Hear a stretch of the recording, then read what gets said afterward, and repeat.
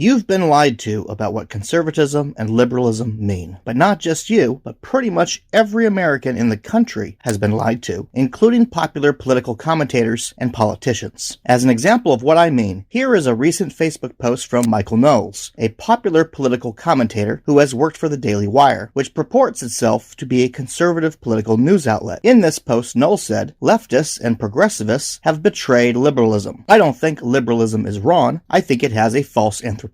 I think it has a false conception of freedom that is totally in contradiction of the classical conception of freedom. The classical and Christian concept of freedom will actually set you free because it is grounded in truth and the ability to tell the difference between good and bad and right and wrong." Knowles, a devout Catholic, has demonstrated with this post that he doesn't actually understand what liberalism is, and he mistakenly attributes the American concept of freedom to Christianity. And this isn't a mistake only he makes, but one that many people who consider themselves conservative make. In fact, I'd argue almost every American makes this mistake. It's relatively easy to disprove Knowles' claim without even having to write a lengthy essay. Setting aside the extremely well-documented history of liberalism as a political movement that demonstrates it developed as a rebuttal to Christian nationalism, rejecting specifically the claims that an elite group of people can assert a divine right to rule others and dictate laws to them, liberalism is not a morally absolutist framework, but instead a moral relativist one. That is why the U.S. system of law employs courts with judges and juries to investigate the evidence and determine if a crime has been committed, and sentencing for crimes frequently depends on the specific circumstances that led to the crime being committed. There is also a comprehensive system for appealing a decision, and of course, laws are subject to change when new laws are passed that update them. Consequently, what is right and wrong in America is not absolutionist, it is relativist. Lastly, Christianity is moral absolutionist, as what is right and wrong isn't determined by logic, as in the American legal system, but instead by commandments from the deity of the religion, or at least what is purported to be the commandments of that deity per the Christian faith. What is right and wrong are not permitted to be questioned within Christianity, as these are principles determined by religious laws dictated to Christians. But to some degree, it's not completely Knowles' fault that he misunderstands this. There has been a concerted effort for generations to trick Americans into not understanding how America actually works, and since the teaching of political philosophy is frequently not done well, often not even at all in the public education, nor in many college programs, many Americans instead get their perception of political philosophy from news pulpits on radio, television, and now the internet, who are frequently incorrect in the claims they make. Now, what if I told you the reason why you and Knowles have been lied to is so that politicians can mislead you into supporting causes you otherwise wouldn't, and have you fighting with people you otherwise wouldn't over issues neither of you fully understand, instead of focusing on the big important issues you would both agree on? Well, that's exactly what's happened in American politics since the 1950s, and as I will explain, if more people understood what conservatism and liberalism actually mean, there would be less of a political divide in America, and many of these social issues that persist in America would be resolved. This essay aims to demystify the true meanings of conservatism and liberalism, challenging the divisive rhetoric that paints America as inherently unjust. By revisiting America's founding principles as an enlightened liberal society, we can address the root causes of our current political divide, promote healing, and strive towards a truly great America for all. Understanding conservatism and liberalism in the American context.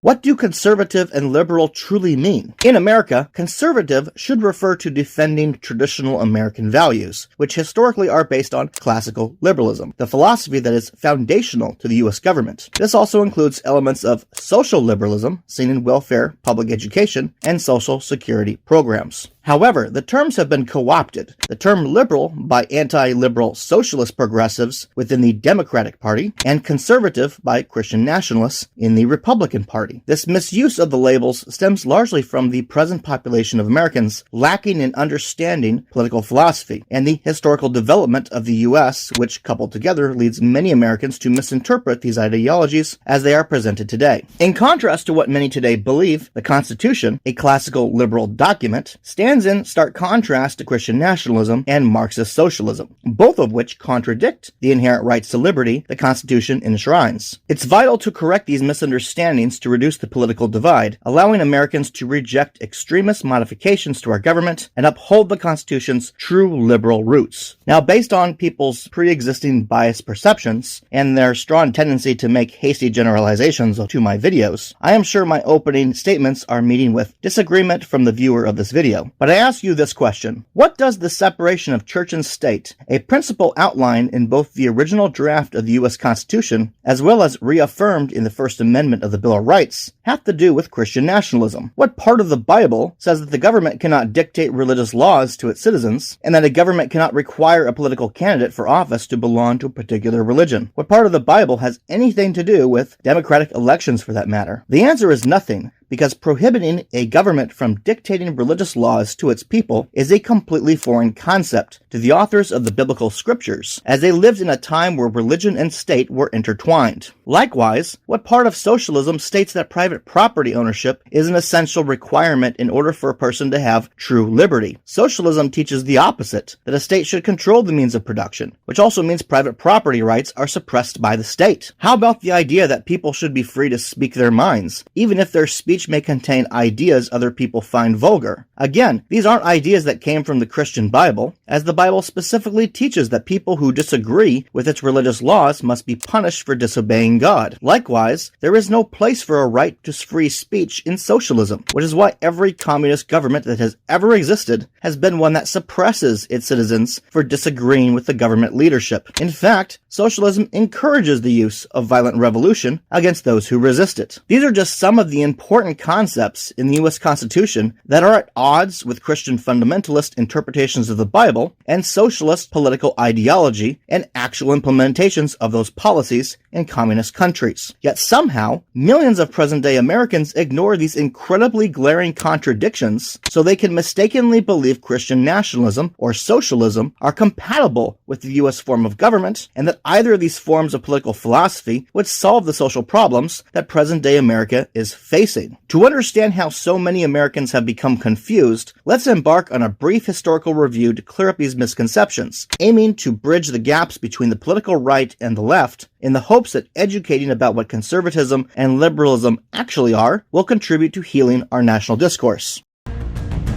An introduction to classical liberalism, its origins and principles.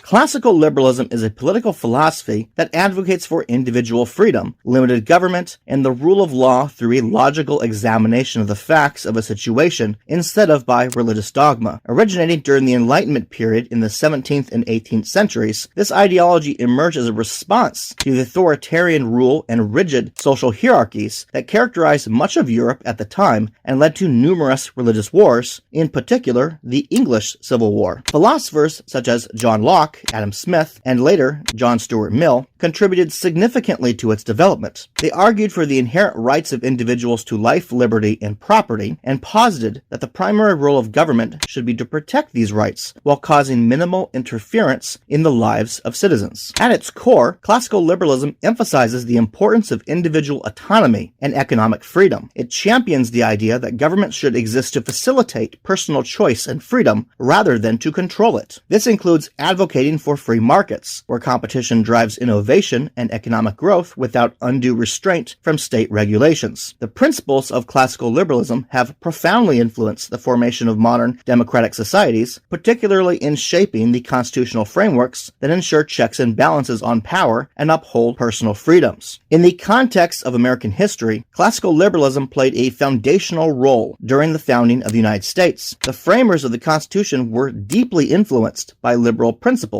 which is evident in their drafting of key documents, such as the Declaration of Independence and the Constitution itself. These documents reflect a clear commitment to liberal ideals, such as equality before the law, the separation of powers, and the protection of individual liberties against the tyranny of the majority or the state. This enduring relevance of classical liberalism lies in its advocacy for a balanced relationship between the state and the individual. By limiting the scope of government intervention in personal and economic affairs, classical liberalism seeks to maximize personal freedom while maintaining a stable, just, and prosperous society. This philosophical foundation has not only shaped the political landscape of the Western world, but continues to influence contemporary debates about the role of government in society, the limits of state power, and the rights of individuals. At present, many Republicans believe themselves to be advocating for classical liberalism values in the form of libertarianism. But libertarianism is not actually compatible with the classical liberalism that forms the basis of U.S. government and is enshrined in its founding documents, such as the U.S. Constitution.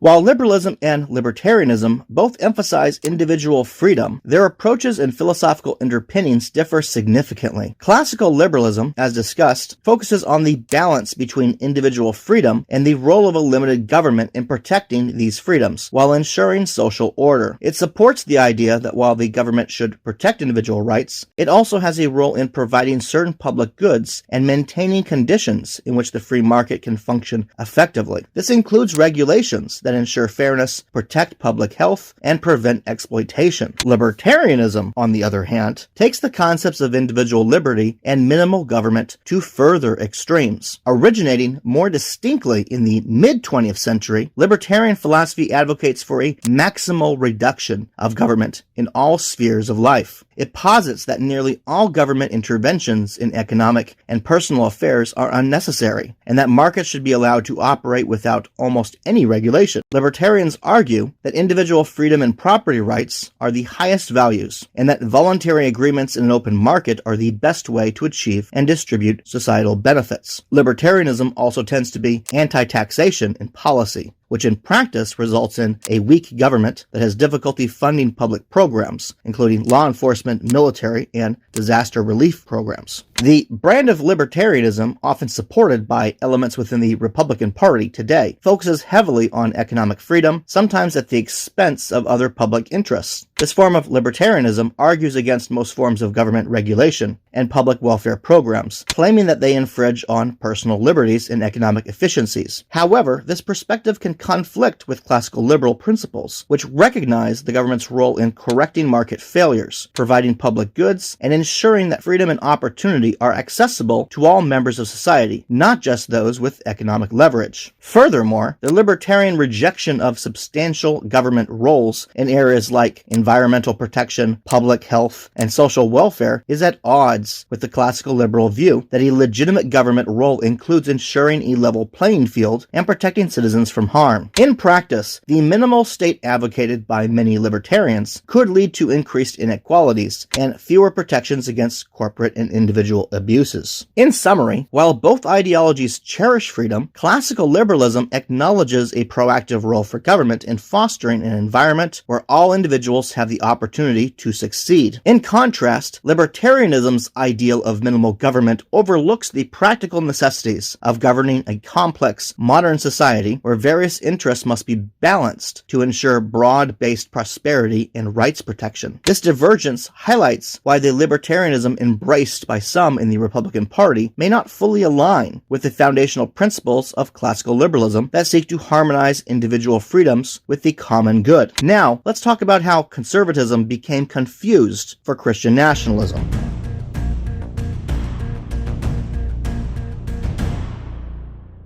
Today's association of conservatism with traditional Christian values, particularly those of present-day evangelical Protestantism, represents a significant departure from early American religious practices, as well as the traditional American emphasis on classical liberalism. Initially, the religious landscape in the American colonies was diverse, with various Protestant denominations such as Anglicans/Episcopalians and Quakers dominating, rather than the evangelical Protestantism seen today. Deism was also widely popular amongst many of the educated, especially those who were involved with the Freemasonry lodges, as Freemasonry ideology is rooted in deism. Significantly, early American religious observance often emphasized personal faith rather than institutional doctrine, which aligned with the liberal philosophical ideals of the time. This landscape shifted dramatically with the rise of the evangelical revivalist movement around 1835, which which was 48 years after the ratification of the U.S. Constitution and the founding of the United States of America. I point this time gap out because, in contrast to what is popularly believed, as while the U.S. traces its beginnings to the signing of the Declaration of Independence in 1775, in reality, the U.S. government was not established until 1787, as the prior governmental structure, the Continental Congress, and its founding documents, the Articles of Confederation. This information is important, as many mistakenly believe the Declaration of Independence to be a founding document of the United States. While it is certainly an important document in the history of the country, as it signified the point where the colonies rebelled against England and declared themselves autonomous, the founding document of the U.S. is the Constitution, and no document before it has any legal precedence. This is also why those who claim the mention of the Christian God in the Declaration of Independence equates to the U.S. being a Christian nation are mistaken, as the U.S. Constitution expressly states there is no state religion. The evangelical revivalist movement of 1835 is part of what is known as the Second Great Awakening, emphasizing personal redemption through charismatic preaching and apocalyptic visions, diverging sharply from the rationalism and deism that influenced America's founding. In contrast to how religion had predominantly been practiced in the colonies, this evangelical revivalism heavily centered around charismatic preachers who claimed to have divine powers to heal the sick, receive apocalyptic visions, and other kinds of outrageous claims. Specifically, these preachers claimed that the events of the Book of Revelation would come about in the 1900s, and despite the non-fulfillment of these millennious apocalyptic predictions, this fundamentalist approach to Christianity has persisted long after the death of these charismatic preachers, shaping modern American views on religion and conservatism to the degree many Americans are unaware this is a fairly recent brand of Christianity with little historical precedence. This historical evolution is crucial to understand as it highlights how far current interpretations of conservative Christianity have strayed from both the early practices and the liberal ideals of America's founders. Addressing these misconceptions is vital, as they are often exploited by various political groups to push agendas that contrast sharply with the principles of classical liberalism, the philosophical bedrock of American governance.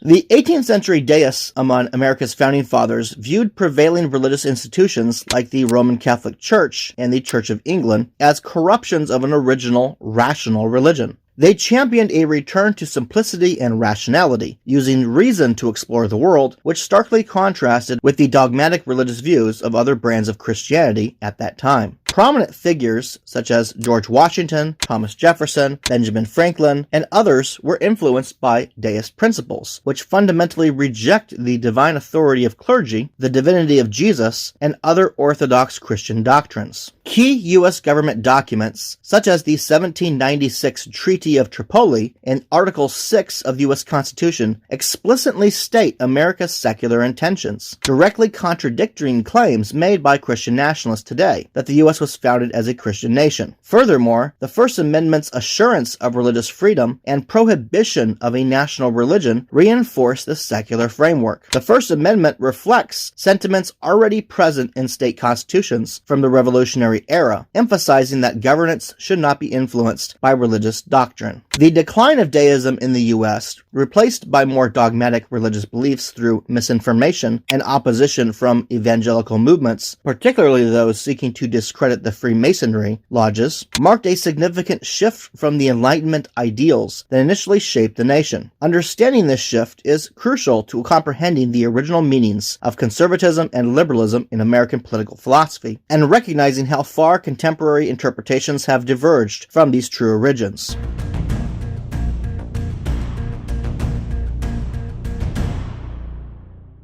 The Democratic Party, originally emerging from the Jeffersonian Democratic Republican Party, split in the early 19th century. It represented Southern interest, including the defense of slavery as a state right. This focus starkly contrasted with the newly founded Republican Party in 1854, which was established with a commitment to abolishing slavery and promoting classical liberalism. During the American Civil War and the subsequent Reconstruction era, the Democratic Party's alignment shifted. Southern Democrats, having lost the war and resenting the economic and political effects of Reconstruction, orchestrated campaigns to regain control and enforce racial segregation through organized violence and voter intimidation, significantly deviating from Jeffersonian democratic ideals. This period marked the Democratic Party's departure from promoting republicanism and classical liberalism to fostering a quasi-aristocratic rule and white supremacist ideologies. The 20th century brought further transformations. Under Franklin D. Roosevelt and later Lyndon B. Johnson, the Democratic Party took significant steps back towards classical liberalism, particularly with the implementation of civil rights legislation. These shifts were crucial during World War II, contrasting American democratic ideals with the totalitarian regimes of the Axis powers. However, the struggle within the Democratic Party continued as Southern factions resisted these liberal changes, leading to ongoing conflicts within the Democratic Party over this return to classical liberalism. This internal tension highlighted the complex evolution of the party from its original stances on state rights and slavery to a champion of civil rights and back to internal conflicts over its ideological direction. Simultaneously, outside elements to the Democratic Party sought to use this upheaval to achieve its own political ends in the U.S.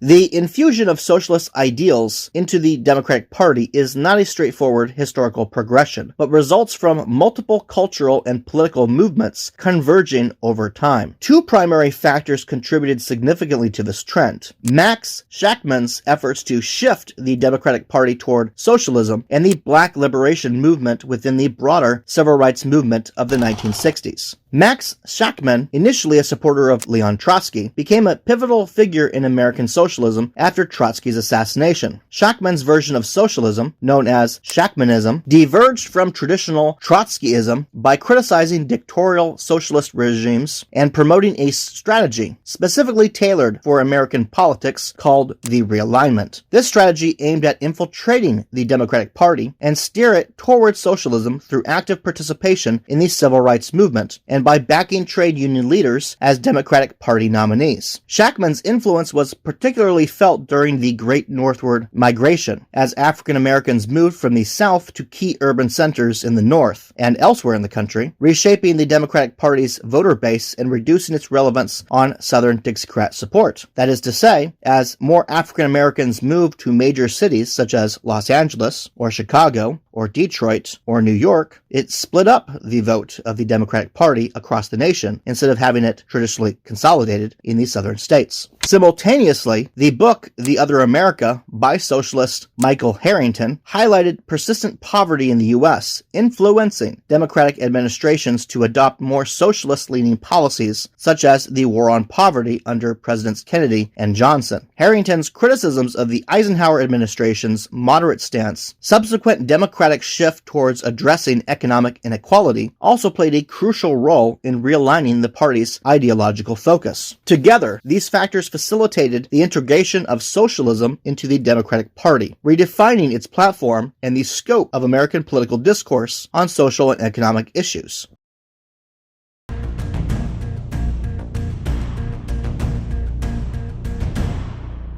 The transformation of party politics in the U.S. is marked by significant shifts in voter bases and ideologies, from Franklin D. Roosevelt's era to Richard Nixon's Southern strategy. Franklin D. Roosevelt, also known as FDR, New Deal program attracted a diverse coalition, including black voters and union leaders, shifting the Democratic Party toward social liberalism. This shift was in stark contrast to earlier Southern Democrat allegiances, but did not initially change the deep-seated views in the South. The real pivotal moment came with Lyndon B. Johnson's championing of the Civil Rights Acts, which alienated many of the racist Southern Democrats. This shift was epitomized by George Wallace's segregationist platform in the 1968 presidential election, leading to a fracturing of the Democratic vote and aiding Nixon's narrow victory. Nixon's Southern strategy then explicitly targeted disaffected white Southern voters, accelerating the migration of African Americans to the Democratic Party and causing a significant ideological shift within the Republican Party.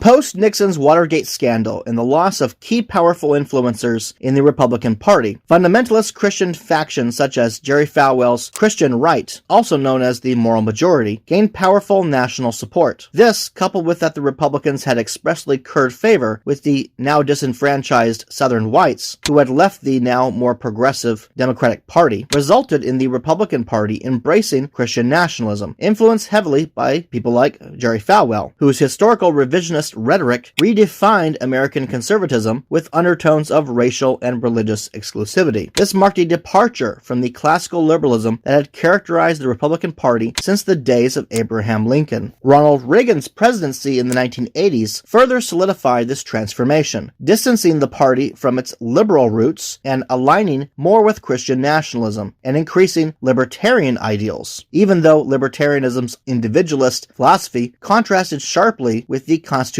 framework designed to balance individual freedoms with collective governance. This historical trajectory resulted in the Democrats aligning more with socialist progressivism, while the Republicans embraced a form of conservatism influenced heavily by Christian nationalist and libertarian ideologies, these being significant shifts from their respective stances during the mid-20th century.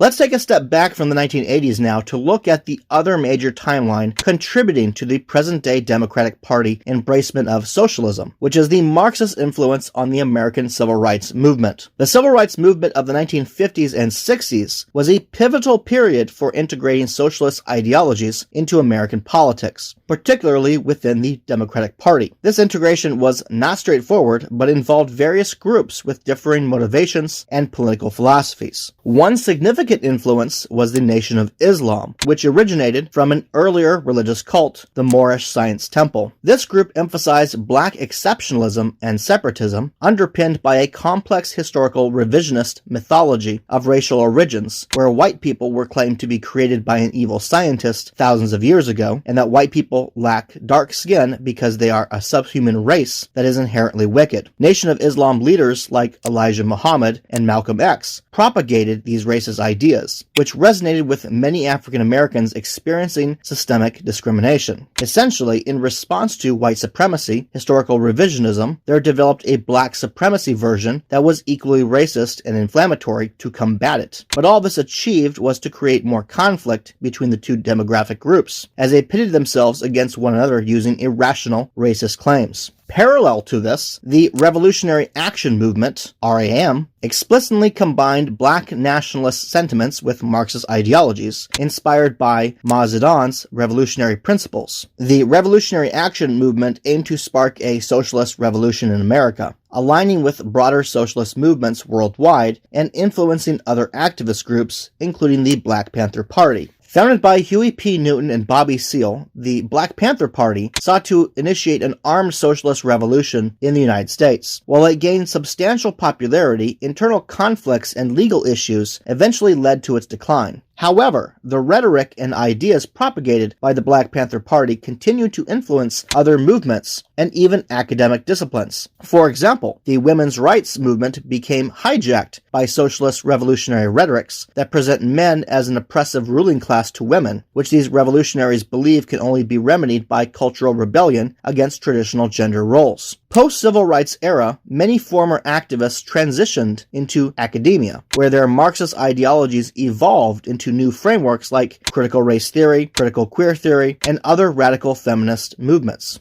This academic Marxist movement creates historical revisionism to claim that systemic racism and other forms of oppression are deeply embedded in American society, even in modern day, influencing laws and policies in a way that perpetuates inequality. This happened because former black separatist radicals and other sympathizers became university professors, passing on their common enemy rhetoric to new generations of African Americans. This would unfortunately result in efforts to present the Black Panther Party brand of socialist black nationalism as an academic discipline, which gives us the development of critical race theory and intersectionality. Critical race theory, in particular, is little more than dressing up the socialist rhetorics of the revolutionary action movement as pseudo-intellectual sounding language, the language of American law universities. Just as the Nation of Islam before claimed that the so-called white race was inherently evil and prone to violence against blacks, critical race theory would claim whiteness to be a special quality in society that was always racist against blacks and other minority groups, and that there is no way for whites to be anti-racist, as they are all inherently racist peoples. Ultimately, the intertwining of black nationalism, socialist ideologies, and civil rights activism significantly impacted the political and academic landscapes in the United States, challenging traditional liberal values and reshaping the Democratic Party's approach to race and equality away from liberalism and towards a Marxist-socialist interpretation, which it continues to presently use to inform both its political rhetoric and policy making in states such as New York, California, Washington, and Oregon. While Kimberly Crenshaw and other writers in critical race theory may utilize slightly different arguments and language than the black separatist radicals that came before them, ultimately the message is identical and results in the same outcome: convincing African Americans to abandon classical liberal ideals of equality and liberty and exchanging them for hating others of a different skin color and blaming them for all of your problems. They fail to see the truth, which is that you cannot end racism by simply changing what the term racism means so that you can excuse your own racism while condemning the racism of others. If you claim to be anti-racist, then you must rally against all forms of racism, even that which is perpetuated against the people you may personally dislike.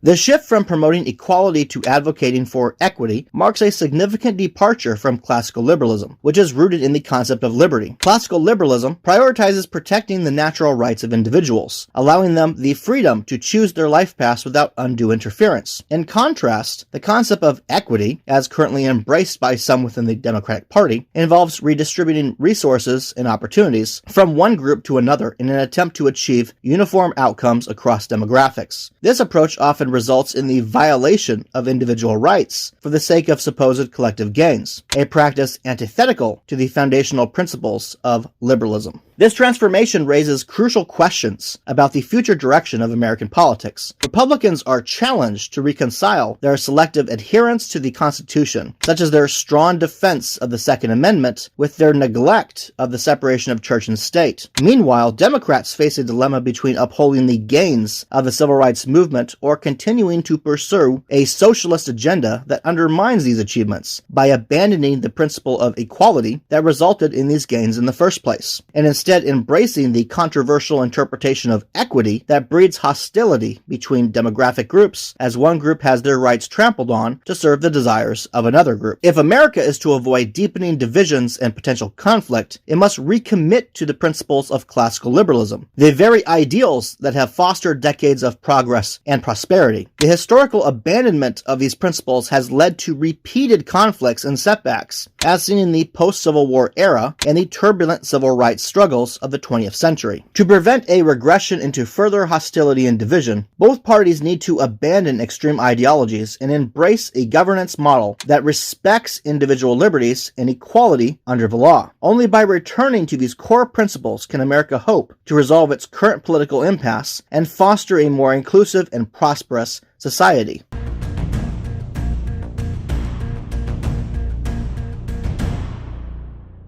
The United States was founded on principles of classical liberalism, characterized by advancements in human rights and technology through the embracement of capitalism. Unfortunately, both the Republican and Democratic parties have strayed from these foundational ideals, promoting competing ideologies that distort the original meanings of conservatism and liberalism. Conservatism, traditionally a defense of classical liberalism, has been hijacked by factions promoting Christian nationalism, which conflates religious doctrine with governance, contrary to the separation separation of church and state enshrined in the Constitution. On the other hand, the Democratic Party champions socialism, fundamentally opposed to classical liberalism due to its stance on private property and state control over production. The educational shift from civics to social studies in the public school system has left many Americans confused about their government's form and fundamental political concept. This is exasperating political disagreements that might be resolved by a better understanding of classical liberalism. If Americans recognize that many of their values align with classical liberalism, they could unite against the distortions introduced by both parties, potentially resolving many political conflicts. The lack of a major political party advocating for classical liberalism threatens the integrity of the Constitution and the principles upon which the country was founded. The truth is that the United States has never been a Christian nationalist country, nor a libertarian one. It's also never been a socialist one either. Tragically, it is completely ignored by both the Republican Party and the Democratic Party today that the United States is a classical liberal country, and this is how it actually operates as a government and a society. Unless both parties reorient towards classical liberalism, America risks further political and social fragmentation. Restoring this understanding is crucial to prevent the deterioration of democratic values and to maintain the nation's foundational principles.